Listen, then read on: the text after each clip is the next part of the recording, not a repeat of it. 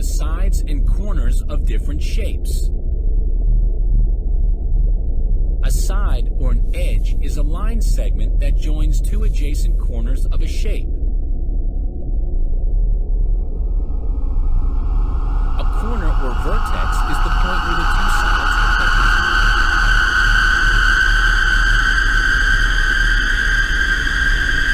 Let's look at this triangle.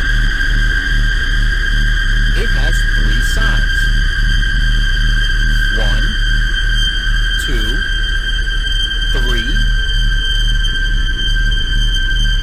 3. It also has three corners.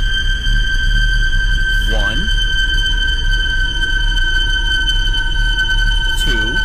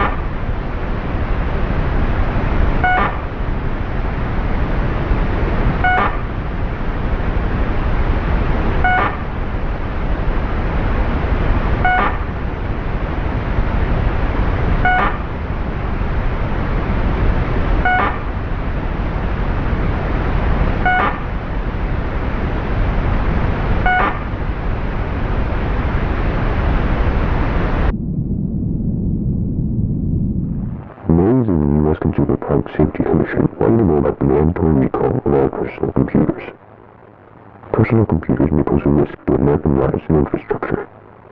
Properly dispose of your computer at a local hazardous tech collection center. Your safety is of the utmost importance to us.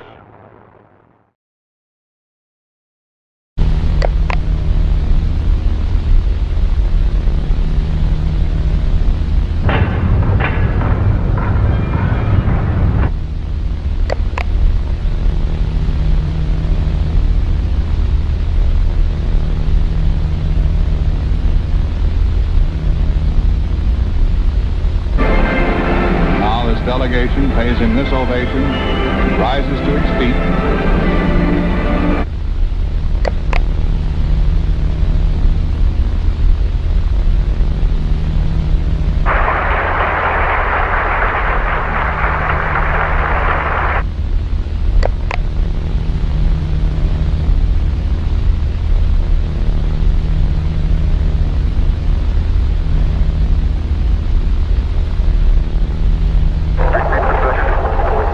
Contact now.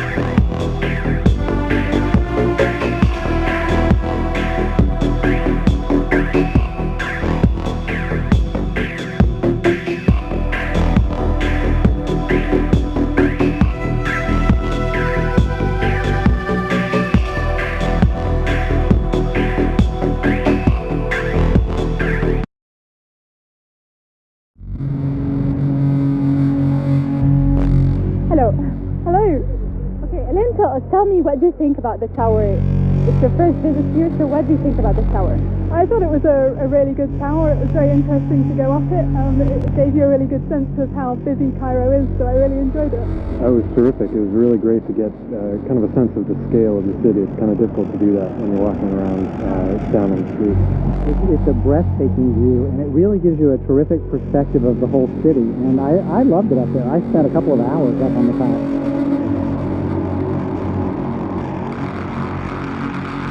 Due to evacuations around the Suez Canal, millions traveled to Cairo in search of housing. In response to this migration, many building capacity limits for popular attractions were inflated. The Cairo Tower, one of the tallest buildings in Egypt, had its own recommended capacity limit increased from 700 persons to 1,000. On the evening of April 16, 2021, upwards of 1,200 visitors toured the Cairo Tower at once. Although concerns of overcrowding had been raised by several staff members, the building manager dismissed their comments. Since the Suez Canal crab would be passing by later in the evening, he also encouraged visitors to enter the upper levels of the tower, as that would provide a better vantage point. At 8 p.m., the Suez Canal crab was observed to have turned toward the Cairo Tower and proceeded to approach, despite an alert sent out by the Egyptian government for civilians to immediately vacate structures in the crab's path. Most visitors ignored the warning and stayed on the upper levels of the Cairo Tower as it came near. At 8:15 p.m., the Suez Canal crab was seen to have stumbled, and in an attempt to regain its balance, crashed into one side of the Cairo Tower, killing over 200 people. The resulting tremors that traversed the building damaged its staircases and elevator systems beyond repair. The cascade of shipping containers from the Ever Given, knocked forward by the momentum of the initial stumble, lasted for over 2 minutes, as an estimated 800 containers broke from their locks and pushed forward an additional 1,000 containers. As all 1,800 containers tumbled down through the building, the structural integrity of the Cairo Tower rapidly diminished. Falling debris and containers are reported to have killed over 800 visitors. At 8:19 p.m., the Cairo Tower fully collapsed, dragging the immobilized Suez Canal crab into the ground. In total, only 39 of the 1,189 visitors of the Cairo Tower survived. 2 of the 15 staff members escaped to safety, including the building manager. None of the 6 security guards survived. Although paramedics and police officers had arrived shortly before the Cairo Tower's collapse, the visibly unstable tower prompted them to collect survivors on the ground and retreat to a safe distance. At 8:41 p.m., a hazardous waste collection team and soldiers of the Egyptian ground forces arrived to contain survivors within mobile quarantine chambers. Due to fears of a potential contagion contracted from the Suez Canal crab, all civilians in the vicinity were placed in quarantine under the authority of Egypt's military in collaboration with the Ministry of Health. Upon impact with the ground, the Suez Canal crab and the Ever Given separated. The large wounds caused by the separation discharged thousands of gallons of seawater and bodily fluids. The hazardous waste collection team and soldiers attempted to plug the gushing lesions. However, survivors report that their efforts were mostly futile due to the team's inability to stay standing on the slippery ground. With the number of accidental falls among the troops on the increasingly wet ground, the Egyptian army diverted its focus from closing wounds on the Suez Canal crab to evacuation efforts. By midnight, the civilian population within a 3-mile radius of the fallen Cairo Tower had been completely evacuated.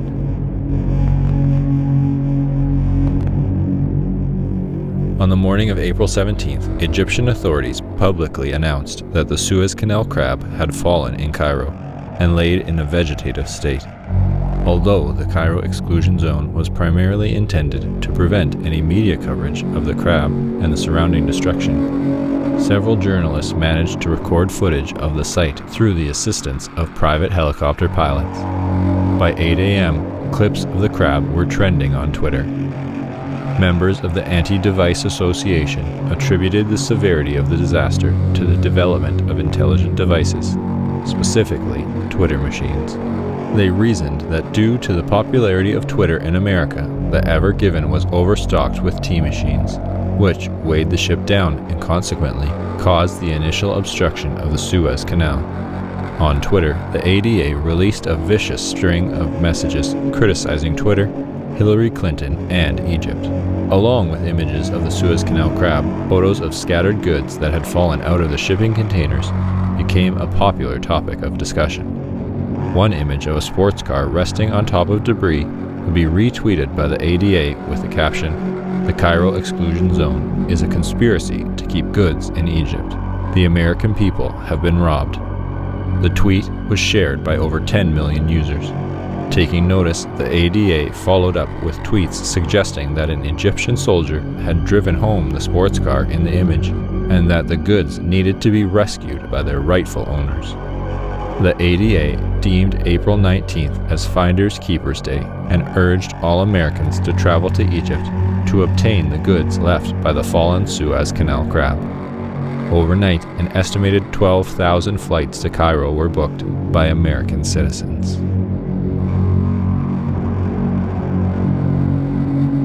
Although a few trespassers had been apprehended in the Cairo exclusion zone, officials did not foresee any further disruptions at the site. Medical personnel attended to survivors in the quarantine chambers. Soldiers cleared rubble and attempted to control the spread of the Suez Canal crab's bodily fluids. By 5 a.m. on April 19th, approximately 20 million gallons had been contained through aerial drops of sawdust and an extensive effort to mop the premises. Although several officials discussed a plan to lay down military-grade mats to enable the hazardous material collection team to walk up to the crab for closer analysis, it was ultimately decided that no further action would be taken until the following evening, as it was believed that the midday sun would evaporate most of the fluid. At 12 p.m., over 12,000 Americans gathered in front of the gated entrance of the Cairo exclusion zone. 4,000 Egyptian police officers and soldiers stood behind the perimeter to guard the exclusion zone from trespassers. At 12:03 p.m., violence erupted when an American shot a police officer in the face. Consequently, tear gas was used on the raging mob.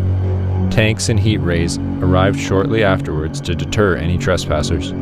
However, by 12:10 p.m., the front entrance gates of the Cairo exclusion zone collapsed from the force of the charging crowd.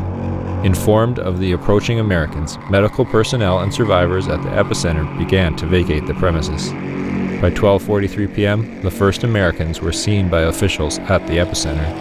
Although the wet ground was expected to significantly slow their approach, several citizens had arrived earlier than anticipated since they had utilized car hubcaps to slide quickly across the ground. With no law enforcement at the scene, the American citizens began to collect fallen goods and pry open shipping containers. Popular goods included furniture, firearms, processed food, tea machines, bars of gold, automobiles, and designer clothing. As Americans continued to arrive at the epicenter, more injuries from accidental falls were observed. Concussions and broken arms were the most common injuries during the initial break-in. At 1 p.m., several fights broke out over a Ford pickup truck that had rolled out from a container and crushed a family. 3 aggressors were shot by a man who had found a rifle. The conflict fueled an unpleasant atmosphere, with more instances of gun violence as time went on. One notable incident saw the discovery of a container of firearms by a group of young children. The accidental firing of an automatic weapon by one child prompted the intervention of their parents and other adults. The resulting verbal argument escalated quickly and broke out into a full-scale gunfight with over 14 armed subjects, including the children. Another fight erupted after the discovery of a deluxe barbecue grill, which 13 Americans had simultaneously called dibs on when the item was pulled out of a shipping container. All 13 Americans died from gun-related wounds. When the last wave of the 12,000 Americans had entered the epicenter, overcrowding ensured that the accidental fall of one individual would trigger a continuous series of additional falls. Without any open space for the midday sunlight to reach the wet ground, the bodily fluid had no time to evaporate, and the number of falls steadily increased. At around 1:30 p.m., one of the posterior legs of the Suez Canal crab twitched and incited panic in a nearby crowd. As Americans attempted to flee, many fell on the slippery ground and were trampled by those rushing behind them. By 1:33 p.m., the screams of the panicked crowd had reached a deafening volume, reportedly being heard over 5 miles away.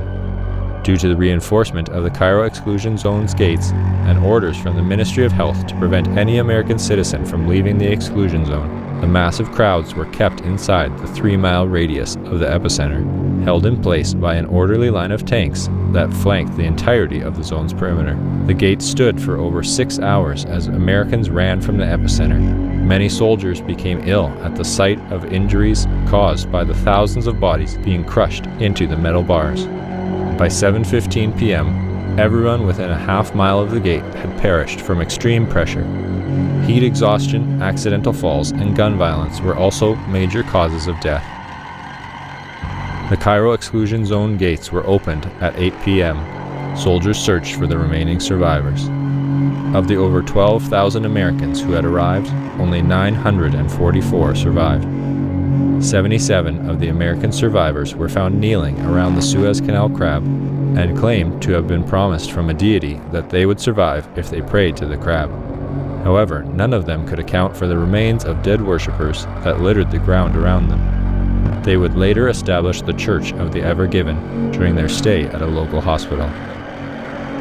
Howard Melrose, an American journalist permitted to visit the Cairo exclusion zone the day after the stampede, said of the site, "It looked like something from a medieval painting. All of their bodies were jammed into each other. Everyone became one."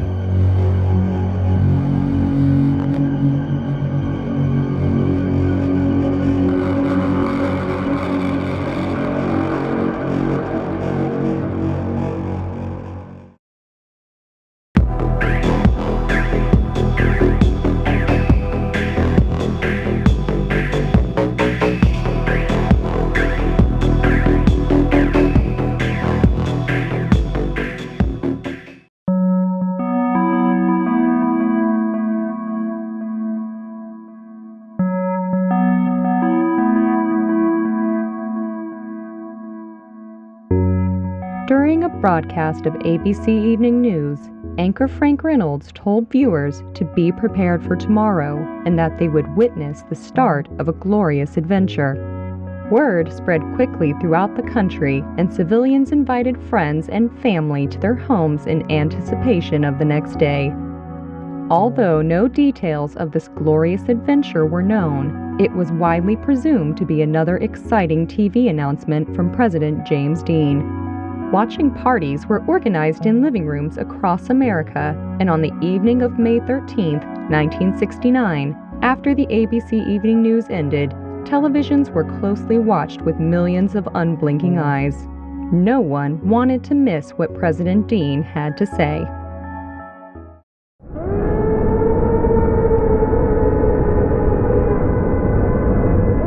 James Dean's America is hell. But you still don't believe us. You'll hear the truth from James Dean himself.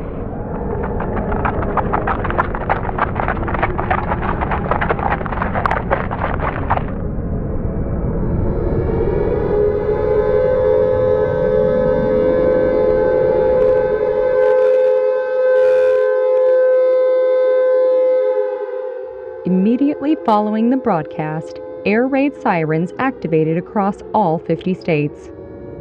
The sirens blared at a far greater volume than usual and burst the eardrums of every civilian within a 4-mile radius.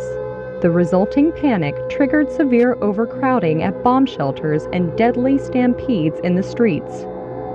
Thousands were trampled and hospitals were overwhelmed within the hour. Fires broke out in all major cities, and cars left running in the streets produced lethal amounts of carbon monoxide, which flowed into poorly ventilated bomb shelters and suburban homes. In Washington, D.C., the White House was placed into lockdown immediately after the TV hijacking, and President Dean was rushed to a maximum security underground bunker.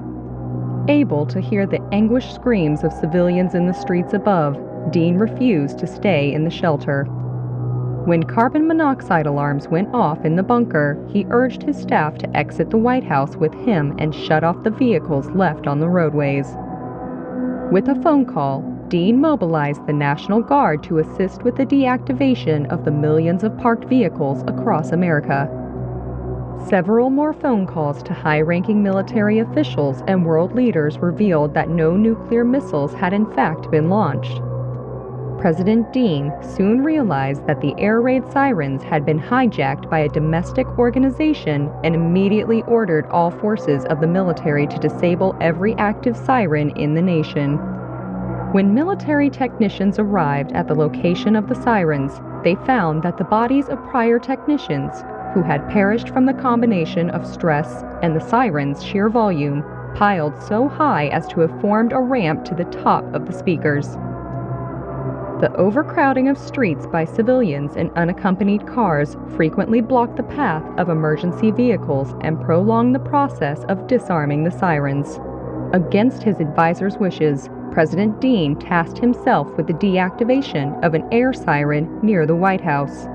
Although he would accomplish the task fairly quickly, Dean sustained permanent ear damage and was rendered fully deaf. The sheer volume had also caused countless blood vessels in his body to burst and produce several abdominal hernias.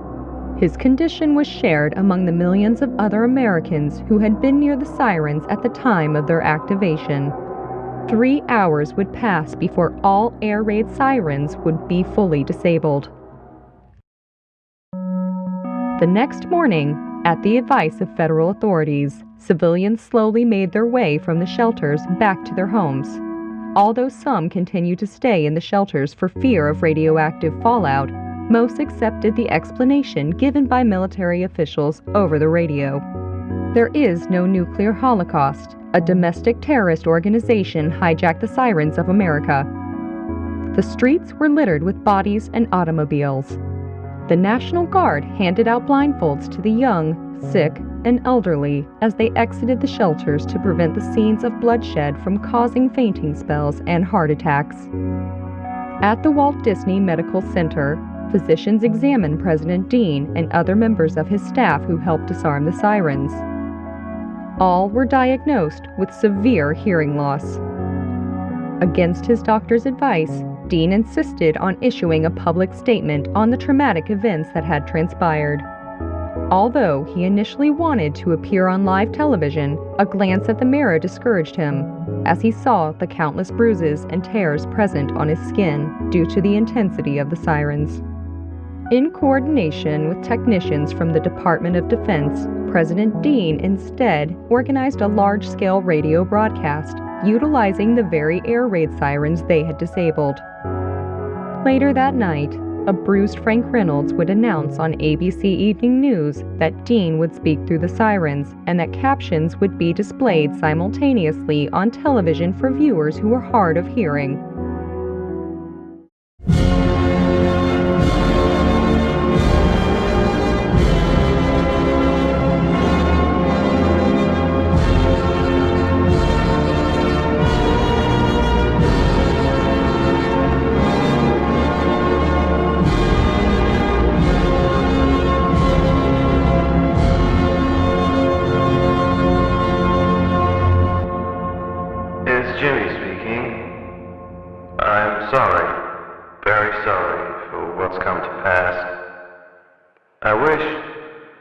I wish I could bring back your friends, your family.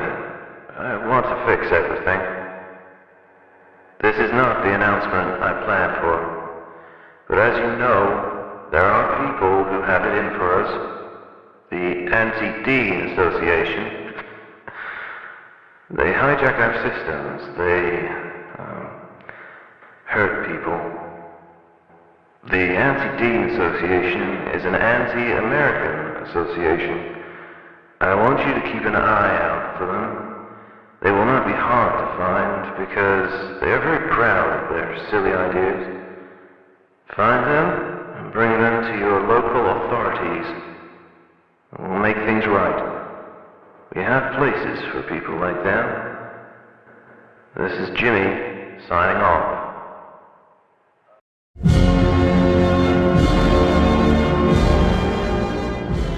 Over the next week, hundreds of thousands of anti-Deaners would be apprehended and sent to correctional facilities around the United States.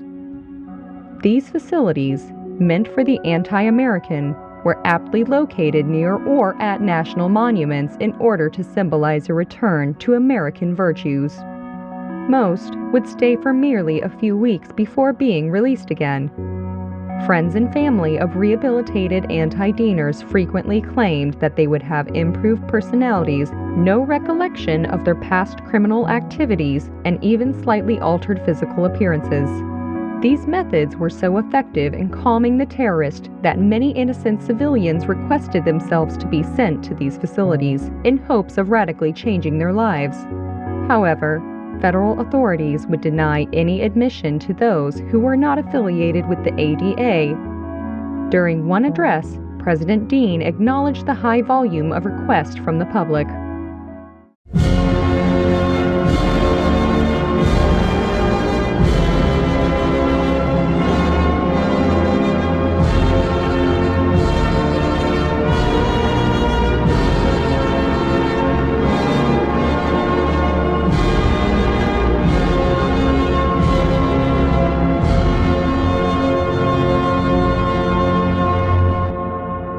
Hey,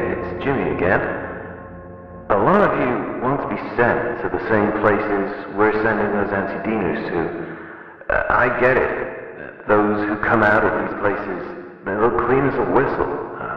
But if we send you to those places too, then those correctional facilities lose their purpose. If we send everyone to prison, then what's a prison anymore? This is Jimmy signing off. On the morning of May 22nd, 9 days after the disaster, President Dean received a state-of-the-art hearing implant from Maze Machines, an up-and-coming tech company. Around noon at the Walt Disney Medical Center, the device was surgically inserted into Dean. The sound quality of the implant and the speedy nature of the surgery inspired Dean to imagine a new government department, which would be able to oversee the mass production and distribution of quality hearing implants to the American public. That evening, President Dean requested an emergency session of Congress and proposed the ambitious project.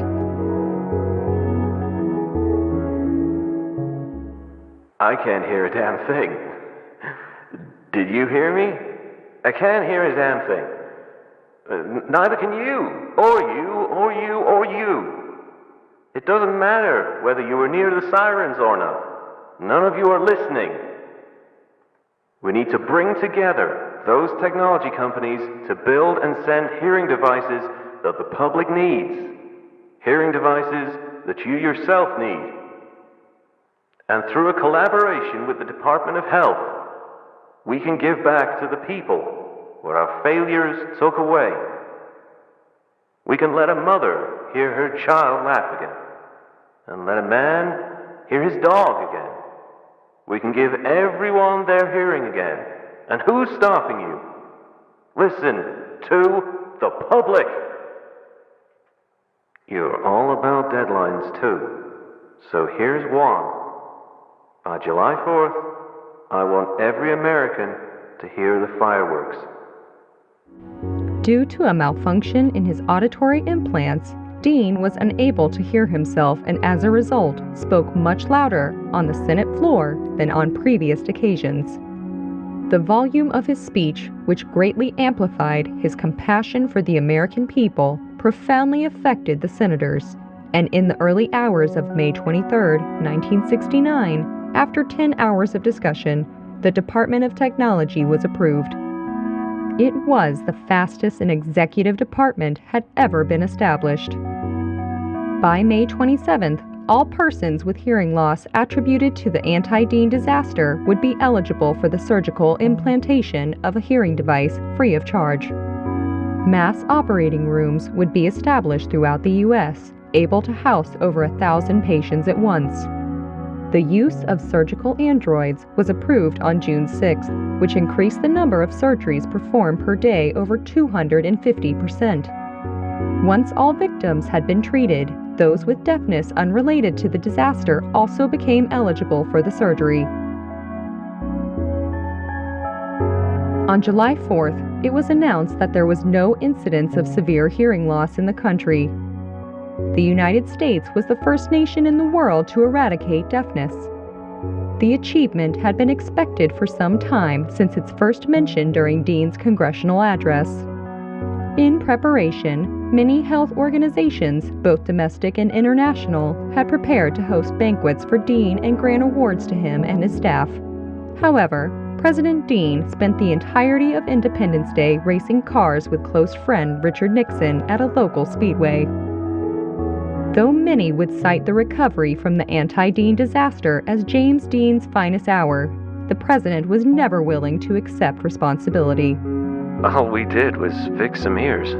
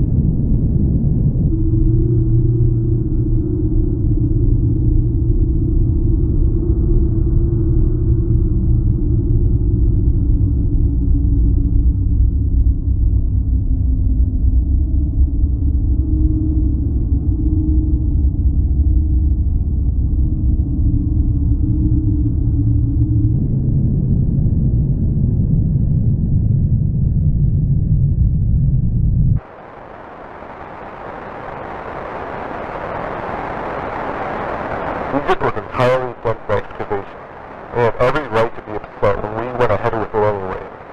They say that their system worked for thousands of years and will continue to protect the country. They're right. At the time, the president and our military did not care. They viewed their solution as a problem and just in need of a better solution. American solution, which in this case was excavation.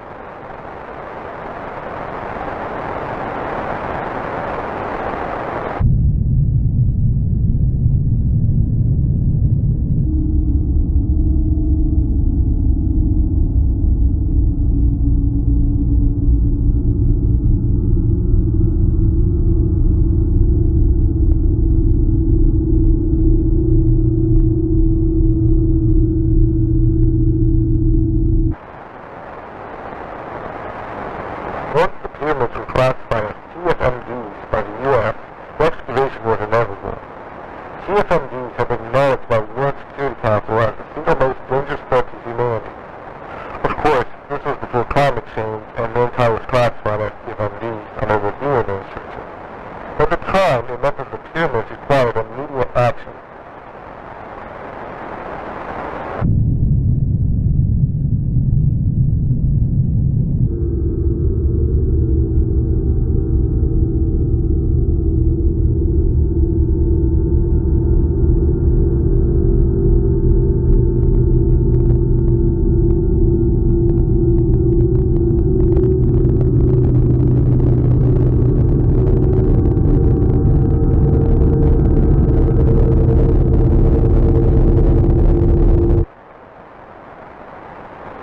The ancient pharaohs personally appointed workers called guardians, with some years of their lives striking the trees.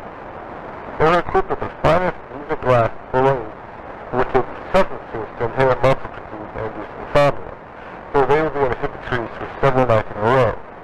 The goal was not to cut down any of the trees, of course. That wouldn't be possible until 1945. Rather, the intention was to shift the tree's focus from upward growth to internal repairs.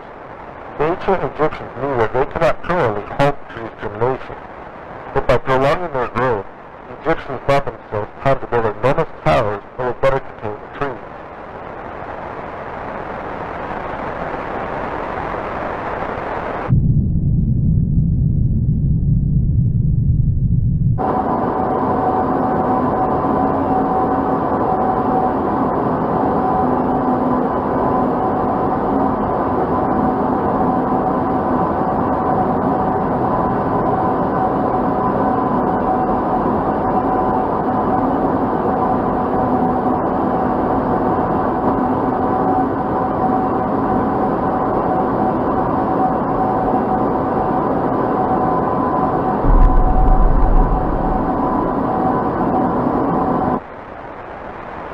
Within the first week of the excavation, we found that the pyramids extended much deeper into the sand than we had previously thought.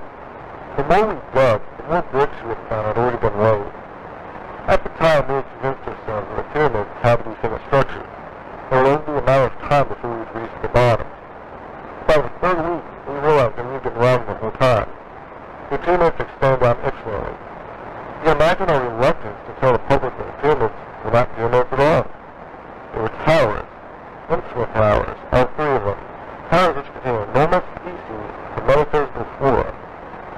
Who knew that the pyramids were merely the tips of buildings?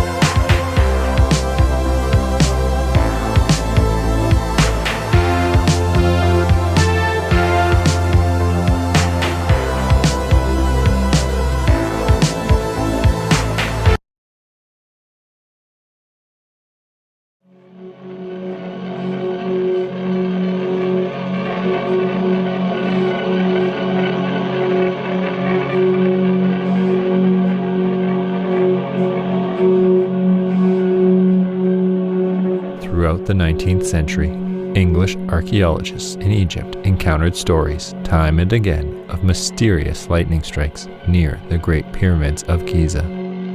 It was reported that the lightning would strike only in the presence of certain rare constellations. However, no one outside of the Bedouin tribes knew of which constellations. The secrecy protected the value of Giza glass, a mineral created by the strange lightning striking the desert sand. The glass also served as a form of black market currency for several tribes. For decades, the Bedouins' knowledge eluded British archaeologists.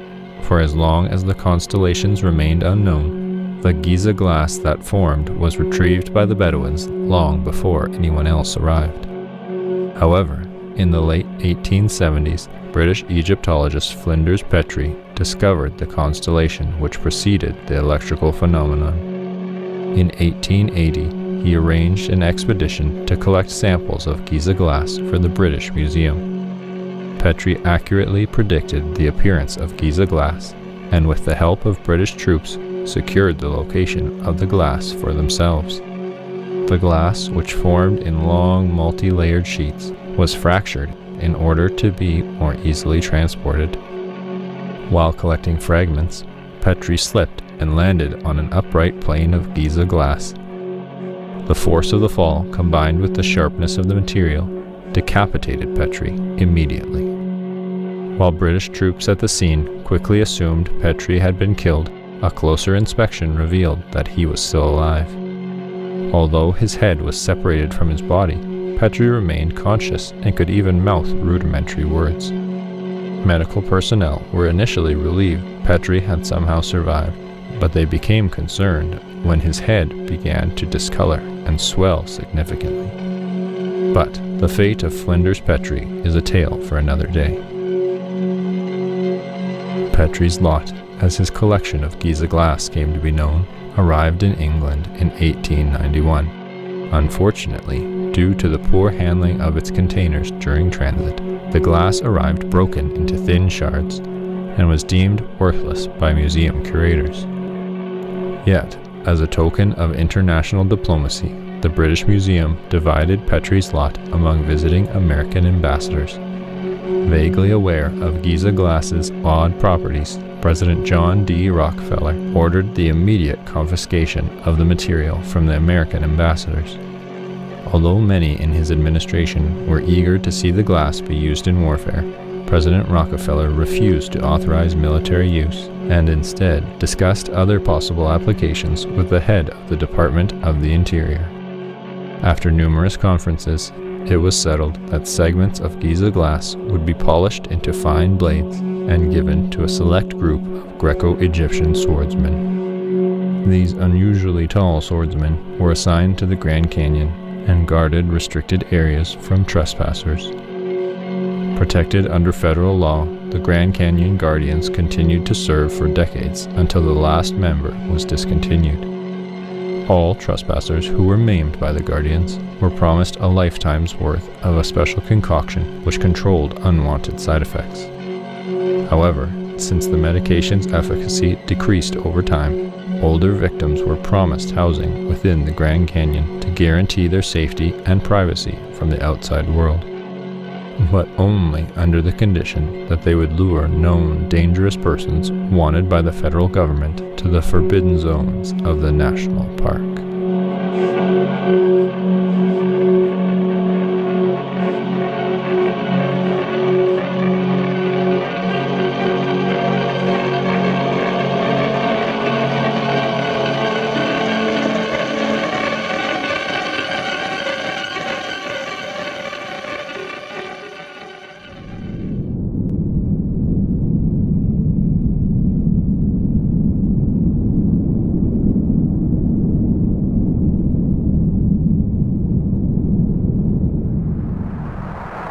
Thomas odiava l'America.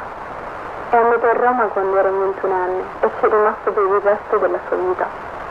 Era divertito dal fatto che la proprietà degli schiavi americani lo volesse per creare una statua chiamata Libertà. All'inizio Thomas non voleva aiutarli, ma poi realizzò che la statua poteva diventare un simbolo per altre persone. Dietro alla statua un berretto della libertà, qualcosa che gli schiavi romani liberati indossavano. Penso che se una statua alta 6 metri di una donna liberata si ergesse sulla cupola del Campidoglio, alcuni uomini sarebbero stati meno ignoranti.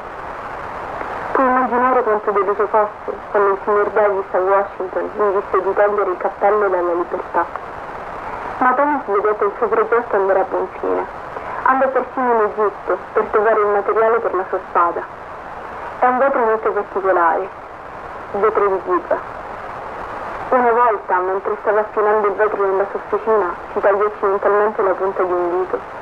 Nonostante fossi preoccupata quando me lo disse, lui non riusciva a smettere di ridere. Mi disse che il vetro era così tagliente che la punta del suo dito si affettò senza dolore né sangue. Però poteva comunque sentirla. Quando Thomas si concentrava, poteva addirittura farla contrarre sul tavolo. Lo trovava divertente. Io no. Ricordo che una sera tornò a casa senza una mano. Diceva che poteva comunque muoverla all'officina. Era così giovane quando se ne andò. Aveva solo 43 anni. Mi sarebbe piaciuto passare più tempo assieme. Ci amavamo davvero tanto. Puoi immaginare la mia sorpresa quando guardai nel modello di gesto della bocca. Grazie a Dio che l'ispettore Giaffino era nel torto. Mi fece pensare che c'era un serial killer in città, ma nessuno l'aveva ucciso. Thomas aveva tagliato il suo stesso corpo e si era inserito nella libertà.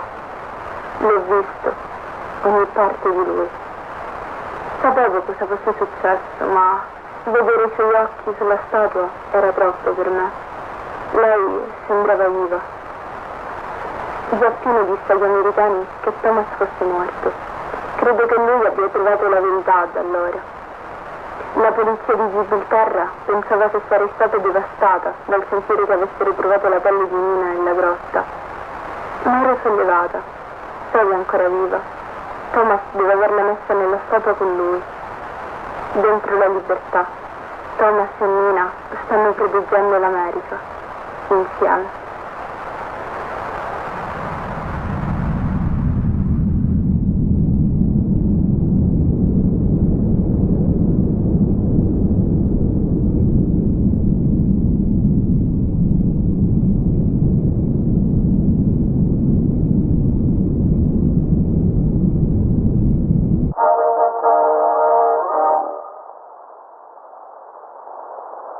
Freedom has a new home. Following the ADA storming of the Capitol on January 6th, numerous organizations expressed interest in purchasing the Statue of Freedom. The statue, which fell during the riot and caused over 150 casualties, was seen by reactionary politicians as a result of poor craftsmanship, and blamed her original installer, Philip Reed, for her collapse. Reed, an experienced architect and enslaved man at the time of Freedom's assembly, this has become the latest in a series of historical figures demonized by the ADA. Due to growing reluctance to reinstall the Statue of Freedom, the Department of the Interior has instead transferred Freedom to an undisclosed location in the Grand Canyon and rejected all other offers to purchase her. When asked why the statue had been sent to the Grand Canyon, President Dean replied, "The rocks won't shoot her down."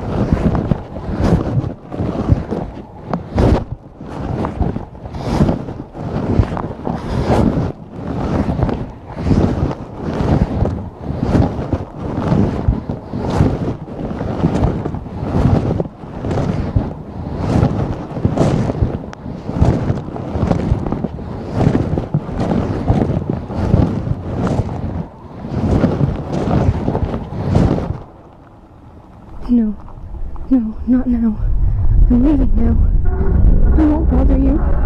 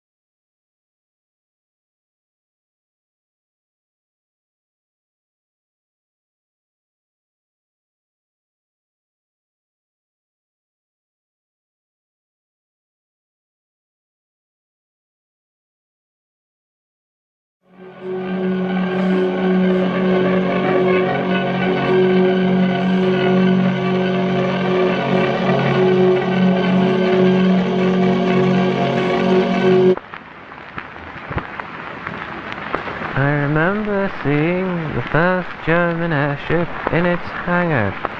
I was astounded by its immensity until I saw my own name printed on its side. At that moment, an entirely new feeling unveiled within me. It was an emotion which frequented me in childhood, a blend of revulsion and satisfaction that had followed the execution of a cruel jest on a friend or a stranger. A pin in one's foot, a tumble down a stairwell. What would others think? I thought to myself, at the sight of a foreign airship bearing the name of the American president, dropping explosives upon cities of unarmed civilians. I wish to say that revulsion was my sole reaction to this invention, yet I cannot deny that I was proud of this magnificent vehicle. It was perhaps the greatest war machine ever developed by mankind, made possible by yours truly. By nightfall, shame outweighed pride, and I requested the immediate removal of my name from the airship and all its future successors. Although the Germans complied, they continued to refer to their airships as Rockefellers. I knew that removing my name would not obscure the facts for very long. It was inevitable that the American public would one day become aware of my secret dealings in Germany.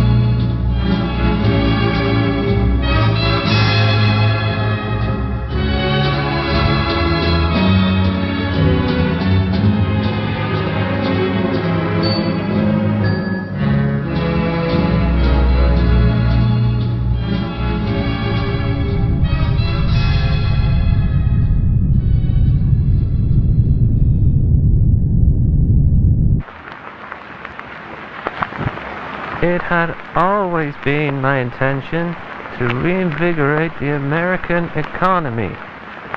Once I had been debriefed of the situation in the Grand Canyon, the overpopulation of crowns, I realized that I was also hearing the beginnings of a solution to the impending economic collapse.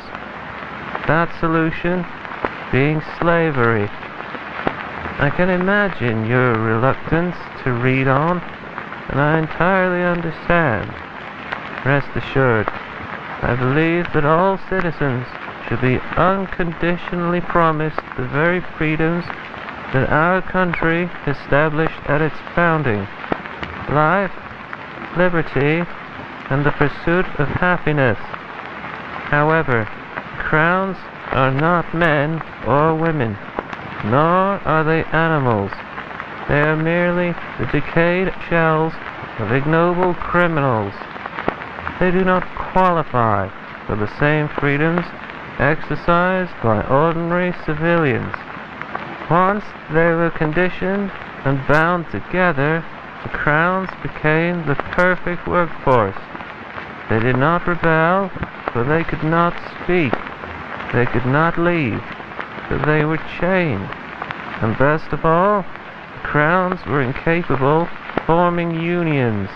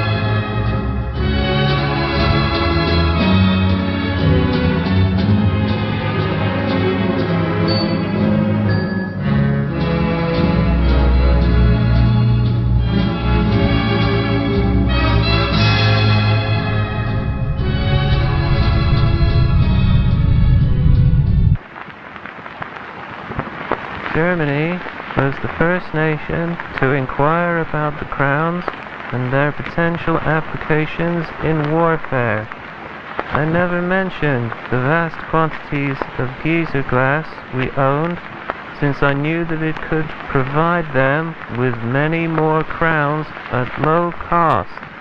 Instead, after signing several agreements and receiving a tremendous German sum, I provided them with over 100 crowns, along with my best advisors and the brightest engineers. Our time with the Germans gave rise to the greatest military vehicles in history, the Rockefellers.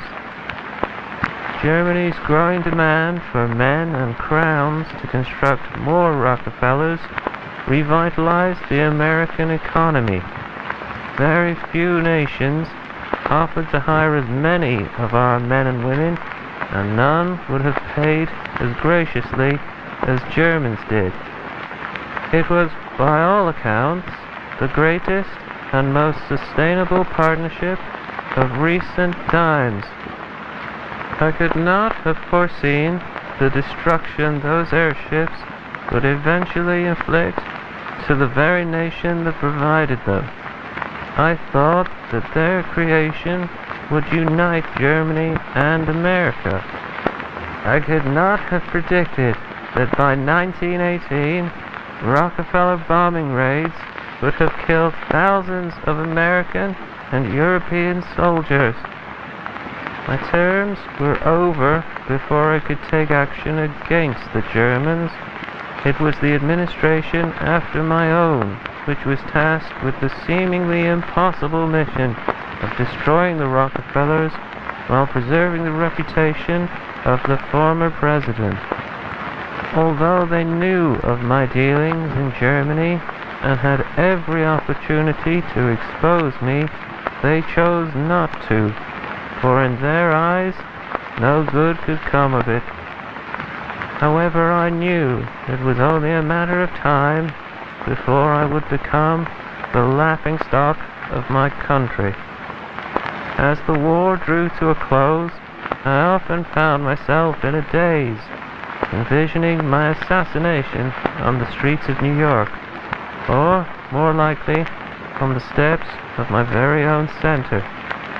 However, it would be years before my visions would acquire any plausibility. President Hughes did a fine job of eliminating every Rockefeller while concealing my involvement.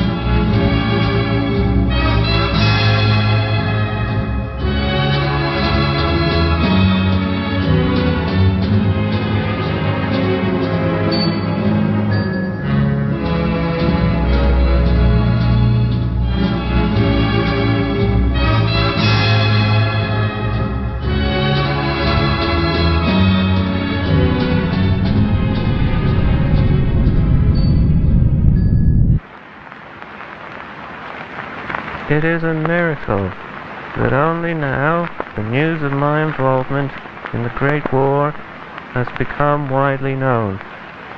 Thankfully, information on the crowns has continued to stay hidden from the public spotlight. I would much rather have the public believe that Germans were the only persons inside when the airships were shot down and crashed in flames.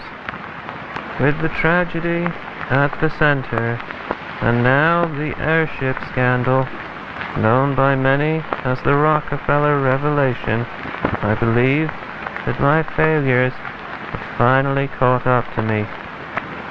There are men outside the center who had once been my supporters. Now they want me executed. The policemen have kept the crowds at bay, though I believe that my assassination is, like the revelation, inevitable.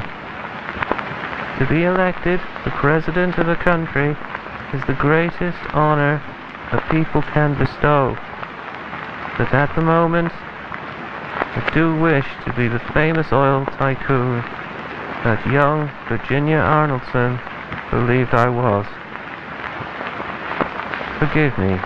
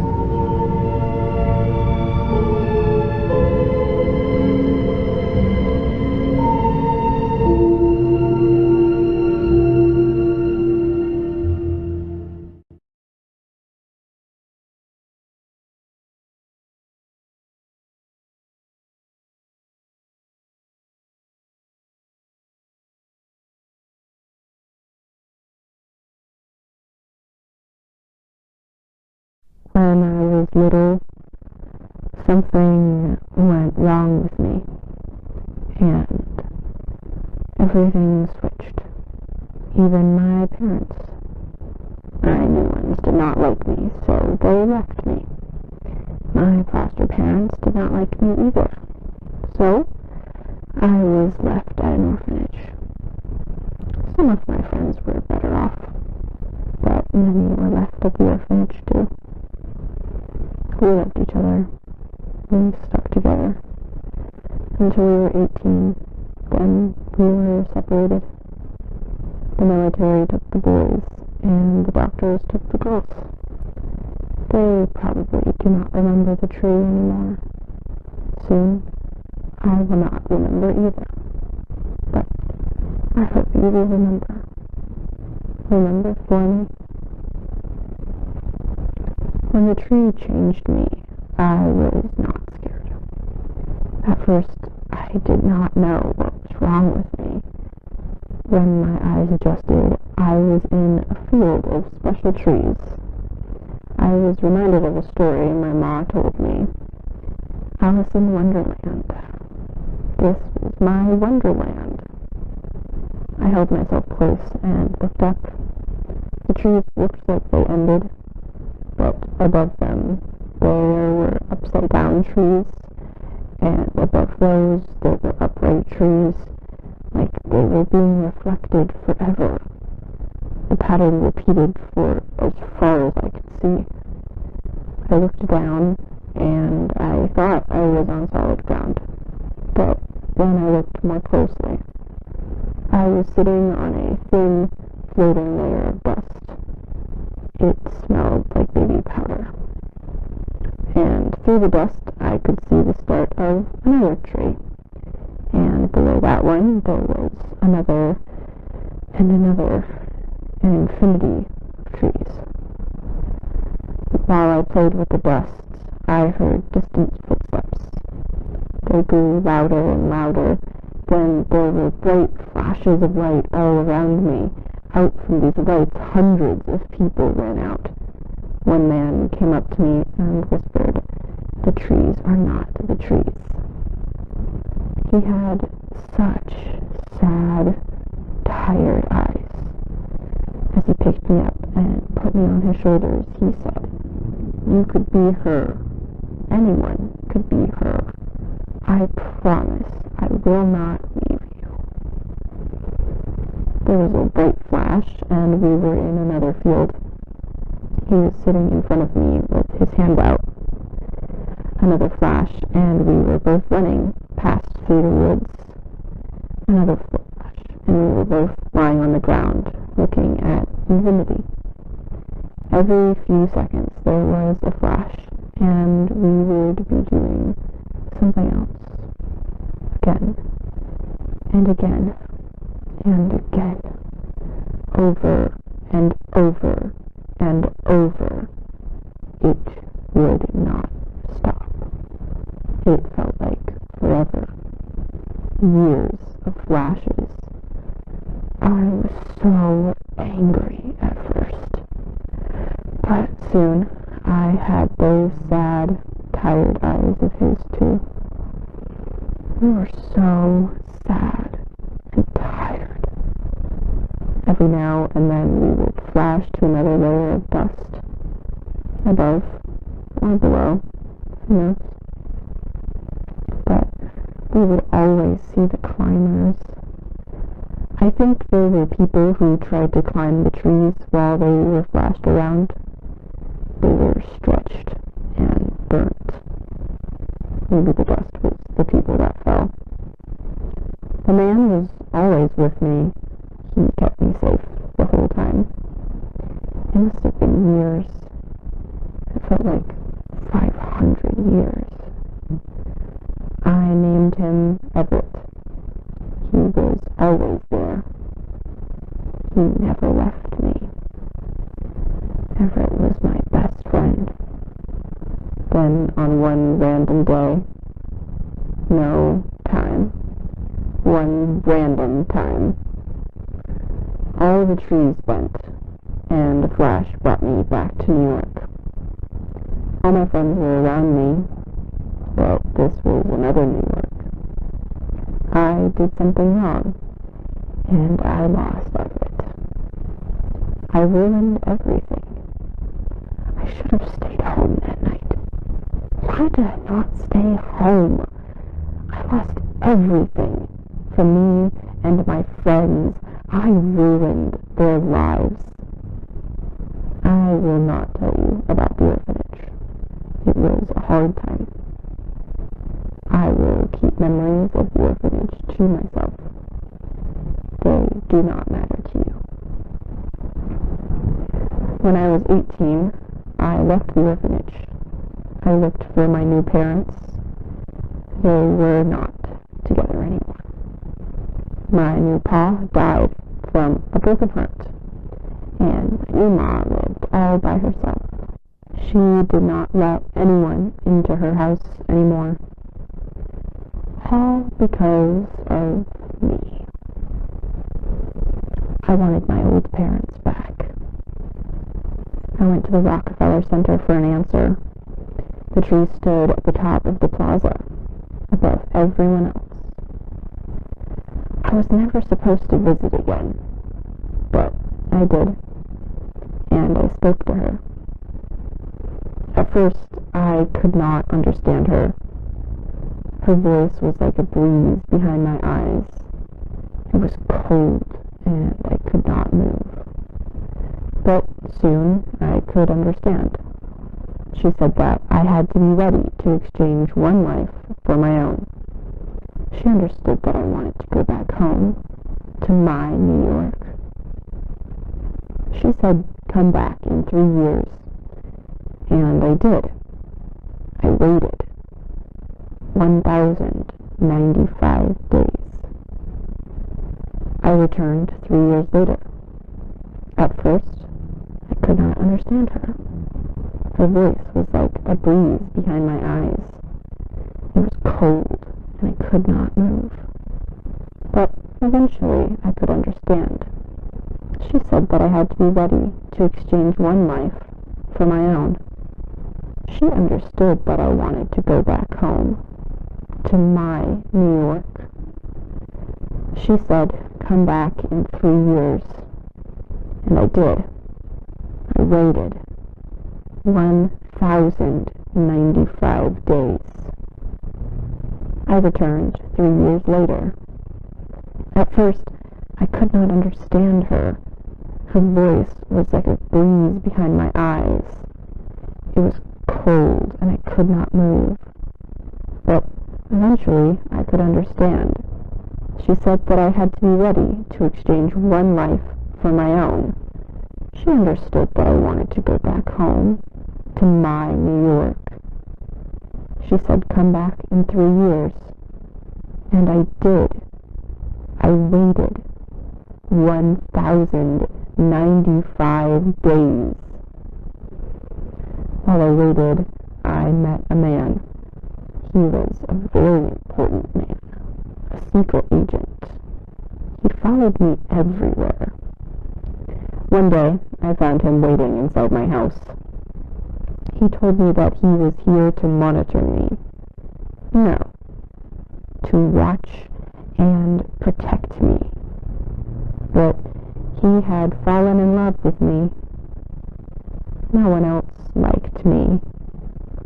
So we took each other. We grew close.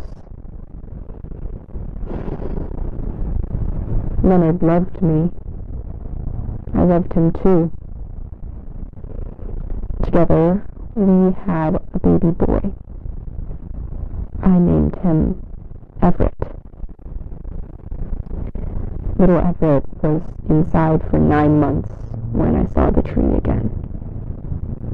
She put directions in my head. I followed those directions. I walked for 4 days. I had to. I wanted to go home so badly. But I became so happy when I could hear the music. It was like the tree's voice, but warm. The Washington Monument looked much bigger in person. Its door went up high, like it was for something much bigger. Then I went inside. There were bodies everywhere. The breeze told me to relax. I went on the elevator. It went up. All the way up. It stopped at the top, and the music blared. It was so loud I could not move. The floor opened, and I fell all the way down. I felt myself hit the ground. Then I kept drifting down, past the ground, past rock, sand, and magma, through the layers of earth. It must have been years. It felt like 500 years. When I reached the other side, and I felt myself rising through all the layers of earth, past the magma, sand, and rock, past the ground, back into a body, another body, almost the same body, and flattened like a little red pancake. But I felt so empty. My belly had sunk. Little Everett was not with me anymore. Many others laid around me, broken like me, almost alive and completely still. But little Everett was nowhere. While everyone else exchanged for their own lives themselves, I must have exchanged little Everett for mine. I cried. I cried for years. And we all bled into the ground for years. Why did the tree keep us alive? Did they like pain? Did they drink our blood? Was there any reason for any of it? I lost little Everett. He had no say. He did not even say his first word. I ruined his life from the start. Maybe he lives in Wonderland. I hope he lives in Wonderland. One day, one random day, the music grew, and there was the brightest flash. We found ourselves outside, at the base of the tower. The tree had been freed, and we were in a field of trees. Wonderland had risen, but little Everett was still missing. We were all lifted out in helicopters. I was at the hospital faster than ever before. They told me it was 2003. They told me everything I knew was wrong. They told me everyone I knew was dead. And now they plan to fix me. I'm sorry, Pa. I'm sorry, Ma. I'm sorry, friends. I'm sorry, Leonard. I'm sorry, Everett. Please remember me. Please, please remember me.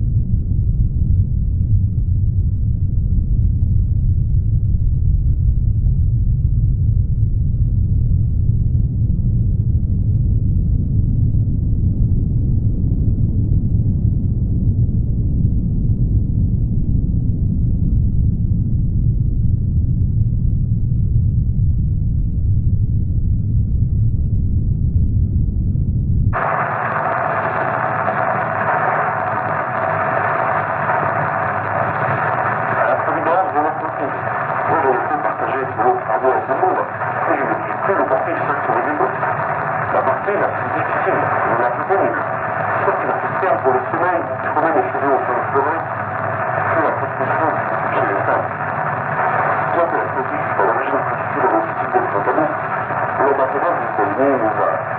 C'est comme ça. Alors, c'était les directives du président Trump. On va voir tout ça, d'accord. Et chaque mois, de protection des conflits au Paris, voilà, la protection structurelle et la hauteur de ce téléphone. Après 4 ans, je retourne pour modifier la taille de l'édifice, mais c'est tout. Les gens demandent régulièrement pourquoi le piédestal est disproportionné par rapport à la statue. Est-ce que je pourrais leur retourner sur un avion américain?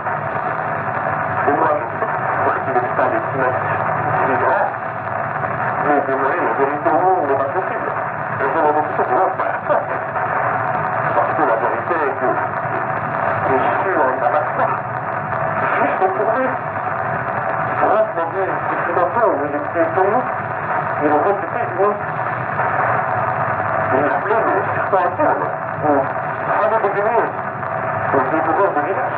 Et donc, les Iroquois venaient à George Washington. C'était pas une coïncidence. La famille est fondateur, la famille de l'exploration.